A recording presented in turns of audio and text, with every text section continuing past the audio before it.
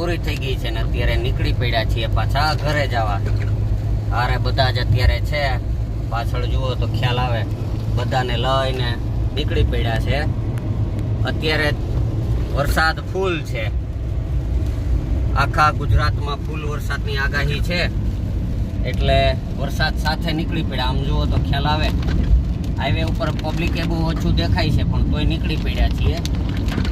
હવે સીધા ભાગીએ જુનાગઢ.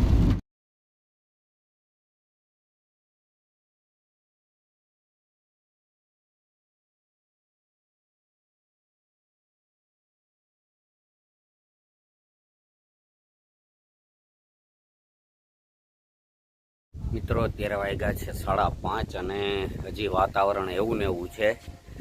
આમ ચારે કોરે ખરખો ડોર છે, ગિરનાર પણ દેખાતો નથી. આમ જુઓ ચારે કોરે એટલા વાદળા છવાયેલા છે કે ગિરનાર જાણે જુનાગઢમાં ગિરનાર છે જ નહીં. અને ચારે કોર વરસાદના વાદળા છવાયેલા છે એ ખરખું.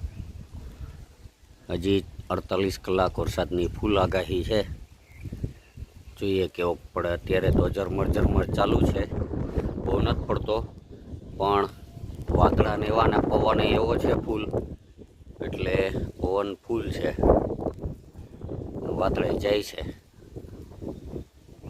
આ બે ચિલર પાર્ટીને આજે રજા હતી એટલે કાલે રજા પડી ગઈ, એટલે જો મોજમાં આવી ગયા.